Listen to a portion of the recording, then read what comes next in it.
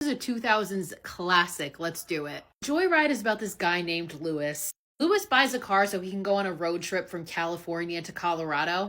Because it turns out he's going to pick up his friend Venna, who he says is a friend, but he's obviously super into. But while he's on the way, he learns that his brother Fuller, who he doesn't really have a good relationship with, has gotten arrested in Salt Lake City. Being the good brother that he is, Lewis decides to stop and bail Fuller out, and Fuller then has to come along for the ride with him.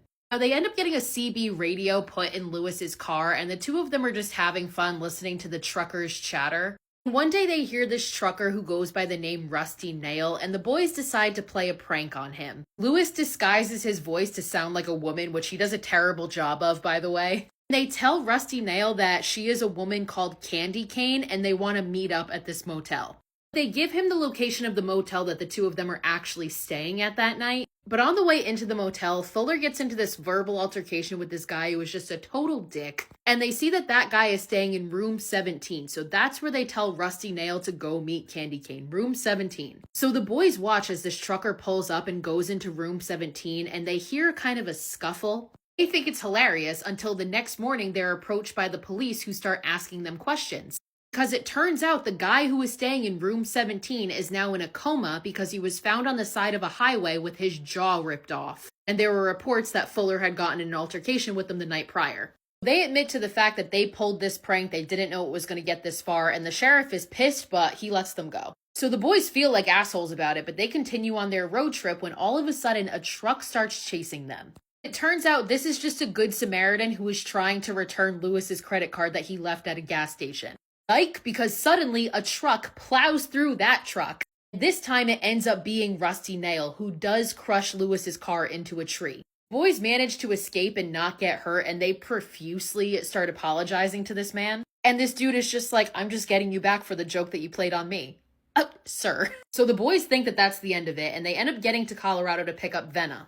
As they're staying in their motel room that night, Lewis gets a call, and it turns out to be Rusty Nail, who makes a comment about Venna, so he's watching them. The three of them are frantic. They get in the car, they start driving away until they see messages spray painted on the road sign telling them to check the trunk. In the trunk, they find the CB radio, which Lewis had thrown out the car window after the whole prank gone wrong. So Rusty Nail then calls them on the radio and is like, hey, I have your girlfriend's friend. Somehow, he has managed to kidnap Venna's friend, Charlotte. In the chaos, the three of them then all get split up, and Rusty Nail proceeds to kidnap Venna. He then tells the boys, I'm at this motel, and Venna is in room 17. So he's using their own prank against them. We, the audience, see that Venna is tied up in this room, but it is rigged so that there is a shotgun pointing at her, and if the door is opened, it will shoot her. The boys realize the trap, and Fuller tries to get in through the back window, but Rusty Nail catches him and injures him. Meanwhile, the boys have called the police, so they show up and they're kicking in doors, and they're slowly approaching room 17, not knowing that this trap is set up. So the second they kick open door 17, Ben is dead.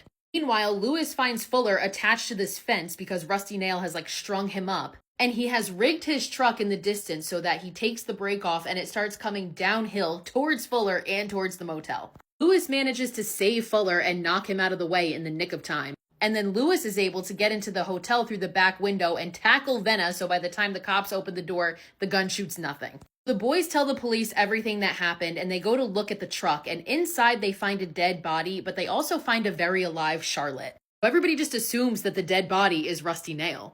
As they're being treated for their injuries, they are informed that the dead body is the man who returned Lewis's credit card. This is what you get for trying to be a good person.